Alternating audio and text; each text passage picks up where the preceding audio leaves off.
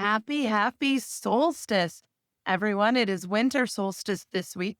We are talking about a lot of things to do with cycles and light and dark and how honoring these cycles helps make your dream practice inevitable. Hello, I am Marinda Nelson. I help healthcare providers go from bored and burned out to truly doing what they love and being the provider that they want to be.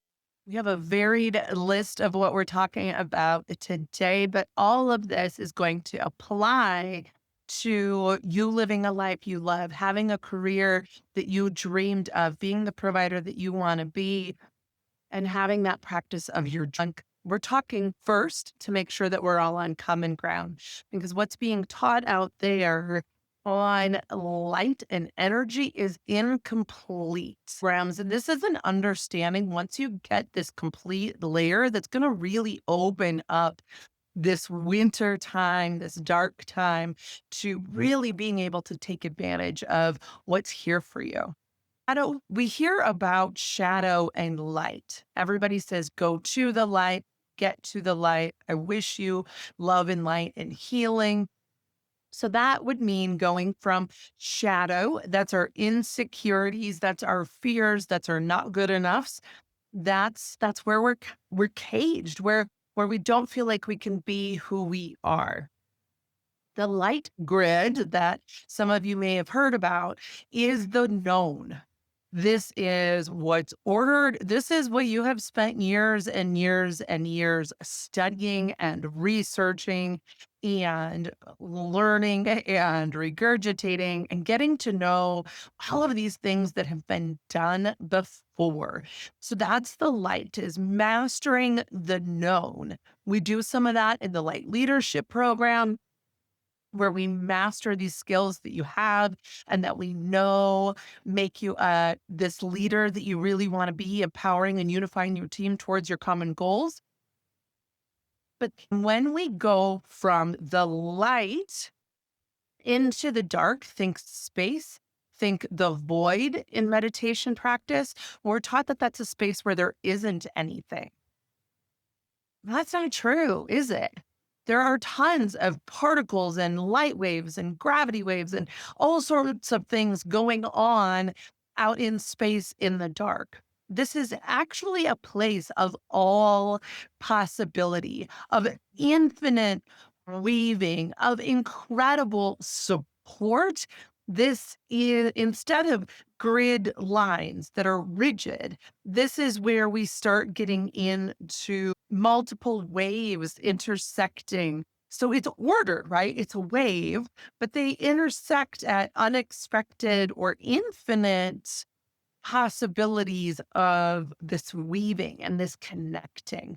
And this is the place where those that work with me work. We work in the dark. We are creating the new, bringing into being that which hasn't been done before. Yes, yours might look similar to someone else's, but it's with your background and your story and your loves and your nuances that you're bringing into it. So this is not a plug and play template. This is not me telling you what to do. We're not following arbitrary rules around here. This is creating the brand. So, as you work with me and as we talk about getting past what's been done and going to a place of all possibility and bringing your new into being. Now, it doesn't have to be some Taj Mahal of a practice and it doesn't have to be some national practice. It can be your solo practice in rural Kansas.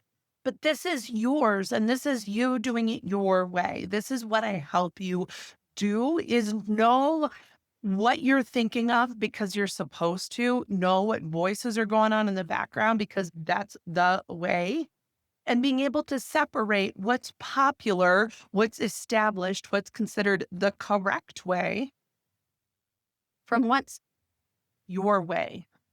Now, yes, there are some trendy things that I like, but generally, if it's the popular thing, I'm going to stray away from it.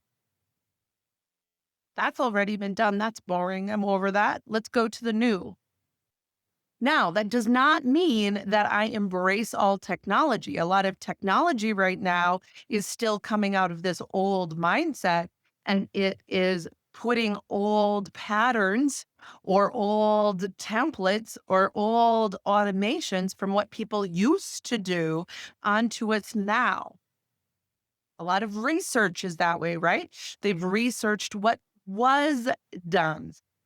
So while that research may be true and it was true, it doesn't mean that it's true now.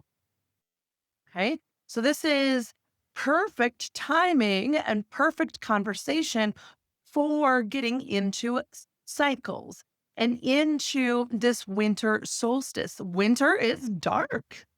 Right? This is a time of quiet, of getting away from what's done, what's been done, getting away from pushing and hurrying and stress. This is taking that quiet time. Yes, to sleep. Yes, rest. We're going to be talking about that more this week. My husband and I are taking a getaway to some hot springs in a town near us. Rest is important. So, yes, resting for your body is important, but resting your soul, finding rest for your soul. What does that look like for you? And make sure to take that time this season while these days are short and while there's more dark time. Take some time in a hot springs and watch the stars, watch this infinite space of possibility in the dark. At any given moment, a shooting star can come across your path, or any given moment, this idea, this knowing can pop in your mind. But we need to give it the space to be able to do that. Okay. When you get to the right answer, there's usually no reason. If there's still a reason, that's human answering. That's not all possibility and infinite wisdom answering. When you get to an answer that you're like, huh, it just is. It's just, it just is. That's your answer. Move on that. Winter is the space between. This is the resting time. This is the quiet time. For those of us that are the figure outers and that know where we're headed and know where we're going, this is a tough time for us. We don't know what the next season holds, and that's okay. Because this is where we're accessing that all possibility, dark space, right? There's so many light waves going on out there that we can't perceive and see. It's dark. The light it hasn't come down to what we can see yet. Spring is a time of growth. It's a time of new. It's a time of bringing into being.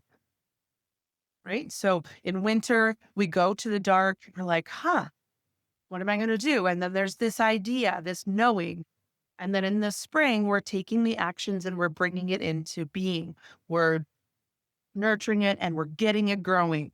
There's this time of extra energy and extra work and uncovering and bringing into the light, right? Letting the seed and the sprout get into the sunlight.